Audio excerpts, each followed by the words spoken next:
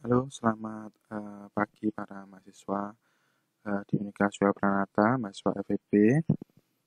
Hari ini saya akan membawakan materi tentang bagaimana merencanakan produk dan bagaimana membangun brand pada produk baru tersebut.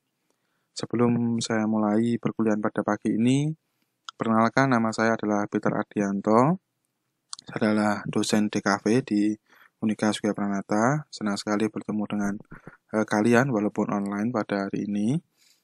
Saat ini saya sedang berada di Taiwan, sedang melanjutkan studi saya, tapi karena permintaan dari FEB, maka saya mencoba untuk membuat video edukasi untuk membantu teman-teman dalam merencanakan sebuah produk baru dan bagaimana membangun brandnya secara singkat, gitu ya. Semoga video ini nantinya membantu kalian. Oke, sebelumnya materi kita hari ini akan diambil dari buku ini. Judulnya adalah Cara Jitu Merencanakan Produk UMKM. Buku ini kebetulan ditulis oleh kami di Prodi DKV. Buku ini dapat kalian pinjam dari perpustakaan Unika ataupun dapat kalian beli di pengajaran FAD Unika. Semoga jika membutuhkan, semoga buku ini bisa membantu kalian. Gitu.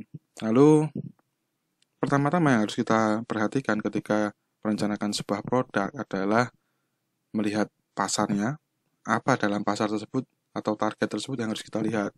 Yang pertama adalah pertimbangan usia, kepada siapa kita akan menjual produk itu.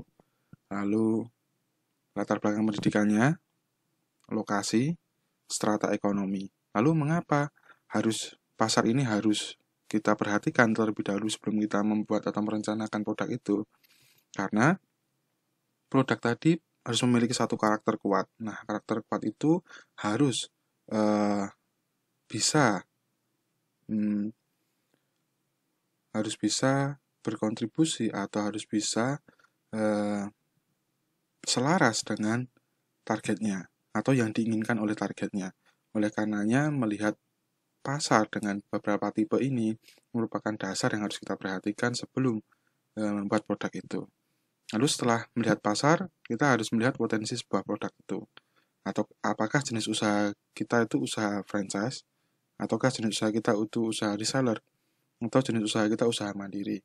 Nah, sepaham saya yang akan dilakukan oleh teman-teman adalah jenis usaha mandiri.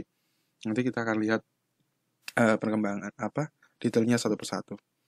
Lalu yang diperhatikan kemudian adalah potensi sumber daya manusianya. Ada nggak orang yang bisa mengerjakan produk kita itu? Atau ada nggak alat atau tools yang bisa kita pakai untuk jangka panjangnya? Lalu selanjutnya adalah kompetitor. Ada nggak kompetitor kita atau produk kita itu produk baru atau produk pengembangan dari produk lama, siapa kompetitornya? Itu. Lalu yang terakhir adalah menggali keunikan produk itu. Produk tadi nggak bisa kita jual dengan sama dengan yang sudah ada, maka itu akan dibandingkan. Dia akan di-compare oleh produk yang sudah ada, dan produk yang sudah ada pasti menang step duluan karena dia punya waktu yang cukup lama untuk evaluasi dan untuk menjual produknya kepada pasar, gitu. Jadi kita sudah tinggal step dulu, maka kita harus cari keunikan produknya. Nah, lalu kenapa branding itu dibutuhkan? Kenapa tidak hanya membuat produk saja lalu kita jual? Kenapa harus membutuhkan konsep branding? Itu karena strategi identitas tadi atau proses membranding tadi tujuannya adalah membangun kedekatan emosional terhadap produk, antara produk dan konsumennya. Jadi tanpa proses branding ini, tanpa penanaman identitas, orang nggak akan tahu produk kita itu produk apa. Contohnya, mari kita lihat habis ini. Nah, branding adalah sebuah proses yang digunakan untuk membuat seseorang mengingat sebuah produk. Nah, mengingat itu mungkin tidak bisa satu kali. Dia harus berulang kali diingatkan. Sehingga orang tahu, oh kalau saya mau beli teh, itu teh yang ini loh. Ketika saya mau beli obat yang ini loh. Ketika saya mau beli keripik yang ini loh.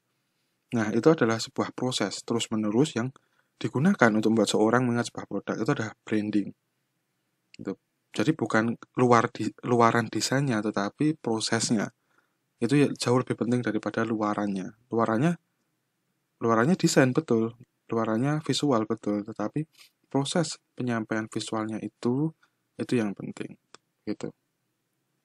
Visualnya juga bukan berarti tidak penting, visualnya juga sangat penting. Nanti kan kita bahas di pertemuan kedua bagaimana mendesain sebuah produk gitu ya. Hari ini kita akan fokus bagaimana merencanakan produk itu dan bagaimana cara kita mengutarakan ide kita, mengutarakan keunikan produk kita keluar begitu. Nah, contohnya seperti ini. Mengapa sebuah produk harus diperkenalkan? Kenapa kok sebuah es teh ini harus diperkenalkan? Begitu. Nah, apakah kalian bisa tahu siapa dan dijual di mana produk teh di sebelah ini? Oh, mungkin di tetangga sebelah saya jual. Oh, atau di angkringan belakang kampus. Oh, atau di mana ya? Di kafe, restoran, semuanya bisa bikin es teh. Gitu. Lalu, kenapa harus diperkenalkan? Gitu. Karena ketika es teh ini dijual, dia harus tahu dibeli di mana dan siapa yang membuatnya. Itulah mengapa mengenal produk itu dengan konsep branding tadi penting. Nah, sekarang kita main tebak-tebakan. Tentu ketika kalian melihat gambar ini, kalian tahu jawabannya. Meskipun yang sebelah kiri ini, saya tutup dengan warna hitam semuanya. Nah, sebelah kanan ini saya blur. Bahkan nggak bisa baca tulisannya saya. Tapi, apakah kalian bisa tahu ini produk teh apa? Kalau yang ini tadi tentu kalian nggak ngerti kan? Oh iya, nggak ada mereknya, gelasnya common sekali, semuanya punya. Oh ya, kalau yang ini, oh tiba-tiba saya ingat sebuah merek teh. Ya betul, ini teh botol sosro gitu ya. Nah itulah, sampai di sini semoga kalian terbuka bagaimana proses branding itu tertanam dalam benak kita. Kenapa kita bisa tahu teh botol ini itu merek teh botol sosro? Karena ya proses branding mereka baik begitu. Terus-menerus mereka ingatkan kepada kita bahwa oh ya, yang botol seperti ini, yang tampilan seperti itu, sekilas saja kita tahu, bahkan kita tidak membacanya. Itu adalah keberhasilan sebuah branding tadi. Nah, contoh yang kedua sekarang. Ini bukan produk yang udah high class gitu ya. Ini produk pasar yang bikin UMKM mungkin, atau mahasiswa juga mungkin. Saya nggak ngerti. Coba yang pertama itu sama-sama daun ya. Ketiga ini sama-sama daun ya. Yang pertama itu produk apa kira-kira? Oh, tahu kalian. Produk lontong ternyata. Oh, yang bawah, kiri bawah. Oh, lemper ini pasti.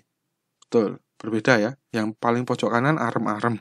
Kita bisa langsung tahu bahwa ketiganya ini berbeda, padahal mereka sama-sama menggunakan daun. Begitu. Apa yang membedakannya? Bentuknya dan caranya mengemas. Begitu. Nah, ciri-ciri tadi yang harus kita ambil atau kita harus tahu. Apa yang harus kita lakukan untuk menjadi pembeda, meskipun barangnya atau bahannya kita ambil sama-sama daun pisang kan, tapi kita bisa membedakan bagaimana ketiga ini adalah produk yang berbeda.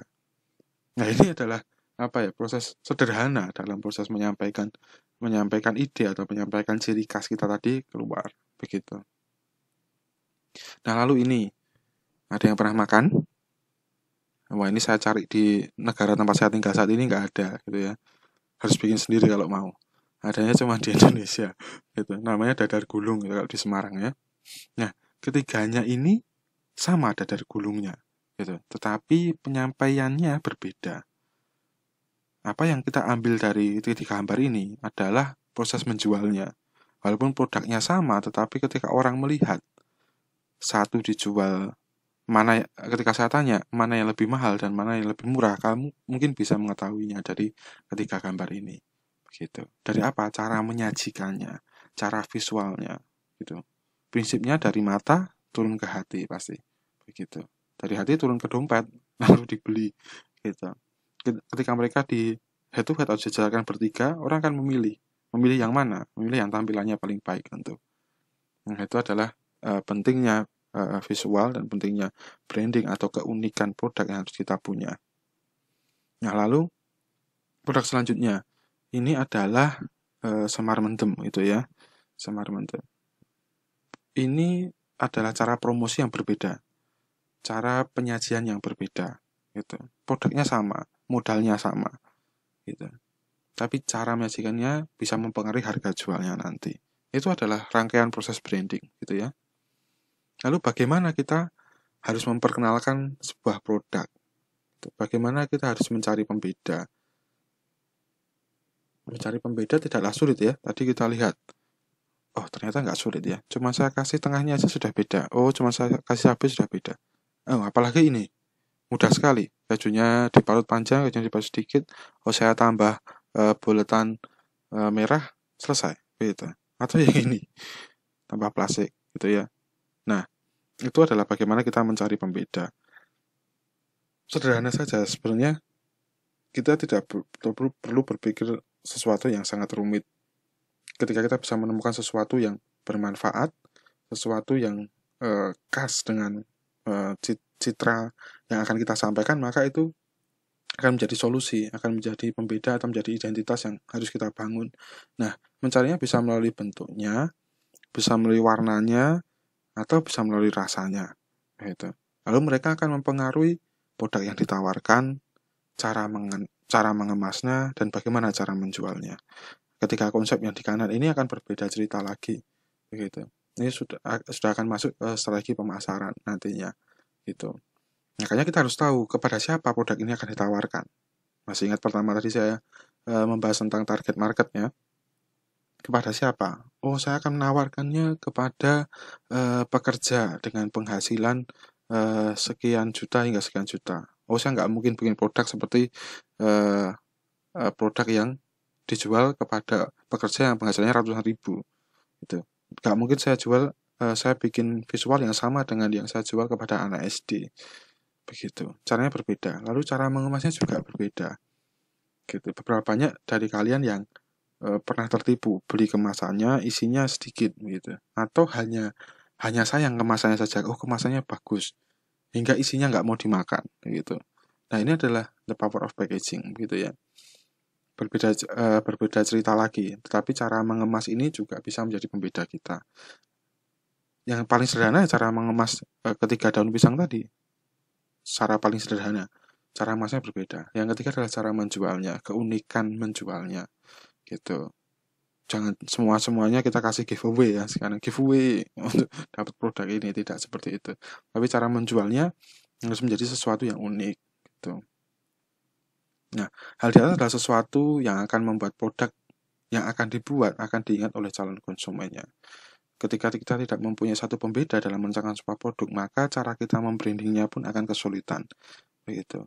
Branding bisa dikerjakan ketika kita mempunyai satu ciri khas tertentu dan satu ide yang bisa kita komunikasikan kepada konsumennya. Sebenarnya merencanakan produk dan proses membranding itu sederhana. Formulanya ada dua, yaitu what to say and how to say.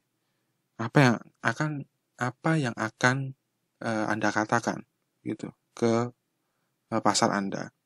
Lalu bagaimana caranya? Nah, ini menjadi kedua poin ini menjadi tugas kalian yang akan kita diskusikan minggu depan gitu ya, atau bisa kalian diskusikan dengan dosen kelas kalian. Nah, bagaimana membuat what to say? Tentu melihat karakteristik pembeli atau calon pembelinya. Lalu karakteristik barang kita seperti apa? Bagaimana kita bisa berkata, oh barang saya adalah sebuah keripik yang mempunyai kadar kolesterol paling rendah. Keripik saya tidak digoreng, tapi keripik saya di oven. Lalu keripik saya punya aneka rasa, bukan hanya rasa ala asin, manis, dan pedas, tapi saya punya rasa bermacam-macam, seperti mungkin rumput laut dan yang lainnya. Itu contoh what to say. Lalu what to say bagaimana saya ngomongin itu ke orang. Nah, nanti luarannya bisa banyak how to say itu. Bisa desainnya, bisa tagline-nya, bisa gaya visualnya, bisa gaya bahasanya dalam menyampaikannya, bisa gaya hurufnya, bagaimana saya memilih huruf yang tepat untuk itu, bisa cara komunikasi dan cara medianya. Isinya akan berbeda-beda. Lalu yang harus kalian rumuskan adalah dua poin ini. Ini dua poin yang sangat penting untuk mendasari sebuah brand itu bisa tersampaikan dari produk itu. Apa yang akan kalian sampaikan, bagaimana mengatakannya ke orang. Gitu ya, bagaimana tadi sampai melalui media apa melakukannya. Kira-kira ya seperti itu. Jadi coba kalian list dulu sebisa kalian merumuskan branding tadi. Kita akan melanjutkan ke pertemuan selanjutnya di merancang promosi dan strategi media. Oke, terima kasih untuk waktunya hari ini. Kita akan ketemu lagi minggu depan dengan materi selanjutnya. Terima kasih.